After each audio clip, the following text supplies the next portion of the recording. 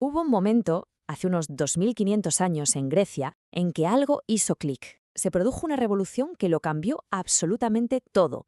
Y no fue una revolución de espadas ni de ejércitos, sino de ideas. Una que nos enseñó a hacernos una pregunta completamente nueva. Vamos a explorar juntos ese momento exacto en que la humanidad dejó de explicar el mundo a través de los dioses para empezar a explicarlo con la razón. Para entender esta tremenda transformación, primero hay que entender la batalla que tenemos delante. Por un lado está el mitos. Piensa en un mundo donde un rayo es la furia de Zeus, donde el destino ya está escrito. Es una forma de ver la realidad basada en historias, en leyendas, en el capricho de los dioses. Y de repente, al otro lado, nace el logos, que es la idea, bastante atrevida para la época, de que el mundo no es arbitrario, sino que sigue unas reglas, que hay una lógica, una razón de ser que podemos llegar a descubrir. Este es, ni más ni menos, el choque de trenes que dio forma a todo el pensamiento occidental. Bueno, pues vamos a rebobinar. Vamos a viajar a ese tiempo en el que cada fenómeno natural, cada sentimiento, cada guerra, no era más que el eco de una historia de dioses. Un mundo gobernado por completo por el mito. En este mundo, los que cortaban el bacalao, los que definían la realidad, no eran científicos, eran poetas como Homero y Hesíodo. Eran los arquitectos del sistema operativo de la época. Cada tormenta era un enfado de Zeus, cada enamoramiento una jugarreta de Eros. Ellos contaron cómo el universo nació del caos y le dieron un sentido a todo. Pero claro, este sistema tan poético y tan bonito tenía un fallo fundamental. Si todo depende de la voluntad de los dioses, y los dioses son caprichosos, se pelean entre ellos y se contradicen, ¿cómo puede haber un orden estable en el universo? Era una pregunta que empezaba a rondar algunas cabezas. Y entonces ese edificio de mitos, que parecía tan sólido, pues empezó a tener grietas. El mundo conocido se hizo más grande y las viejas historias, por primera vez, empezaron a quedarse cortas. Y lo fascinante, como vemos aquí, es que esta revolución no nació en un templo, nació en el puerto, en el mercado. El comercio con lugares como Egipto o Persia les enseñó que, había otros dioses, otras culturas, otras historias. Y claro, la pregunta era inevitable. ¿Y si las nuestras no son las únicas verdaderas? Además, la invención de la moneda, algo tan simple, les obligó a pensar en abstracto, en el concepto de valor. De repente, el mundo ya no encajaba tan bien en los viejos mitos. Empezaban a hacer una mente crítica. Y con esta nueva forma de pensar, la pregunta cambió radicalmente. Ya no era ¿qué dios ha causado esto? La pregunta ahora era ¿de qué está hecho todo? Los primeros filósofos se obsesionaron con encontrar lo que llamaron el arqué, el principio de todo. El código fuente del universo, por así decirlo. Una única explicación, pero natural, para todo lo que existe.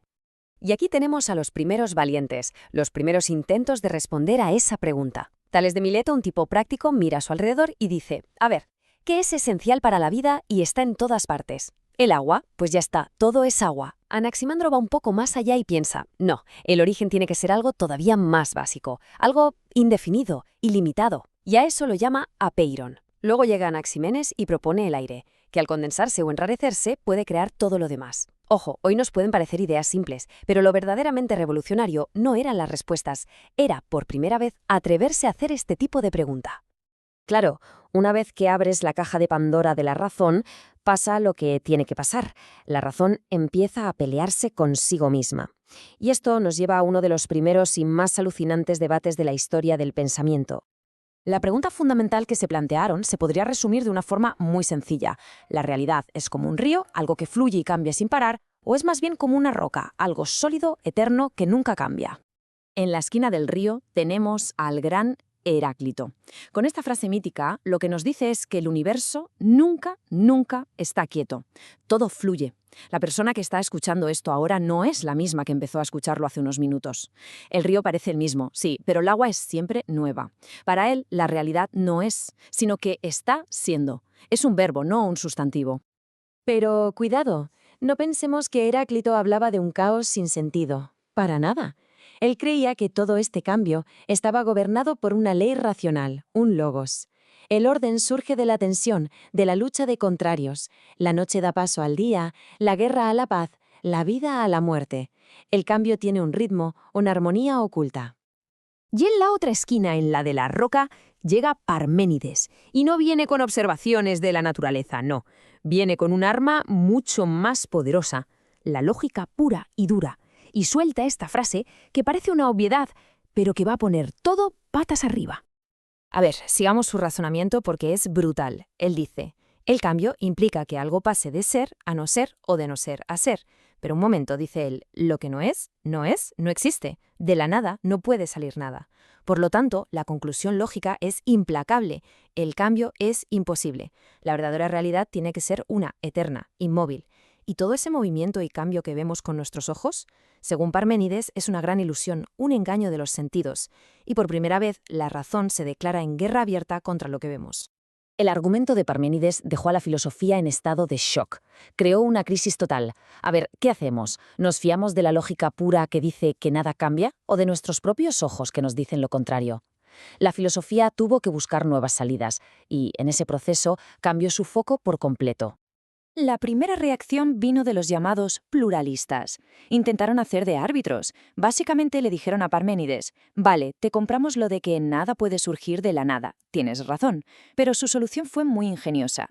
¿Y si la realidad no parte de un solo principio, sino de múltiples piezas del ego, por así decirlo, que son eternas, como los 4 elementos o los átomos? Así, el cambio no es que algo aparezca o desaparezca, sino simplemente que estas piezas se mezclan y se separan de formas distintas. Problema resuelto. Pero justo cuando parecía que el debate iba de física y de átomos, de repente, ¡zas! Giro total de guión. Aparecen en escena los sofistas, y uno de ellos, Protágoras, lanza esta bomba. Y con esta simple frase, el foco de la filosofía, que estaba puesto en las estrellas, hace un giro de 180 grados y se posa, por primera vez, sobre el ser humano. Este esquema lo resume a la perfección. La filosofía deja de preguntar por la fisis, por la naturaleza del universo, y se empieza a centrar en la polis, en la ciudad, en la sociedad. Las grandes preguntas ya no son sobre el agua o el aire, sino sobre la justicia, la virtud, la política, sobre cómo vivir juntos. Y esto, claro, desata una nueva crisis, quizá la más profunda de todas. Para los sofistas, si cada uno es la medida, entonces no existe la verdad, solo existe mi verdad y tu verdad. La razón no es para encontrar la verdad, es un arma para persuadir y ganar debates. Pero frente a esta idea se levanta la figura de Sócrates. Él insiste, no, no y no. Para él, la razón es una brújula. Si dialogamos de forma honesta, podemos usarla para encontrar juntos verdades universales sobre lo que es justo o bueno, verdades que valgan para todos. Y en medio de todo este drama intelectual, con la razón dividida contra sí misma, aparece una de las mentes más brillantes de la historia, Platón. Y no viene a participar en el debate, viene a intentar resolverlo todo de una vez por todas. La ambición de Platón era sencillamente monumental. Él quería vengar intelectualmente a su maestro, Sócrates, que había sido condenado a muerte, y para ello tenía que demostrar que los sofistas estaban equivocados. Su objetivo era construir un sistema filosófico tan sólido, tan completo, que pudiera poner orden en todo este caos y darnos una base firme para la verdad, la justicia y la realidad misma. Y su gran solución, su obra maestra, es la teoría de las ideas. Lo que Platón nos dice es que este mundo que vemos y tocamos es solo una sombra, una copia imperfecta y cambiante. La verdadera realidad, la versión original y en alta definición, está en otro plano, un mundo al que solo se llega con la razón, el mundo de las formas o ideas perfectas, eternas e inmutables. Allí reside la justicia en sí misma, la belleza en sí misma, el bien en sí mismo.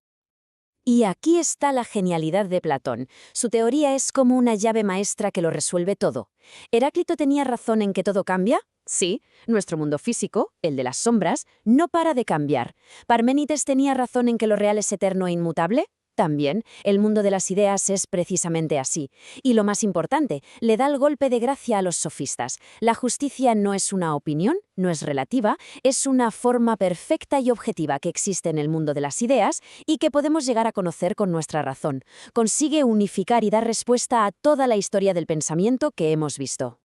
Todo este viaje del mito al logos al final nos enseña una lección fundamental, que el progreso consiste en atreverse a cuestionar las historias que nos contamos a nosotros mismos. Y eso nos deja con una pregunta flotando en el aire, una pregunta para hoy. 2 milenios y medio después, ¿cuáles son nuestros mitos modernos? ¿Qué ideas aceptamos como verdades absolutas sin siquiera pensarlo y que nuestra propia razón todavía tiene la tarea pendiente de desafiar?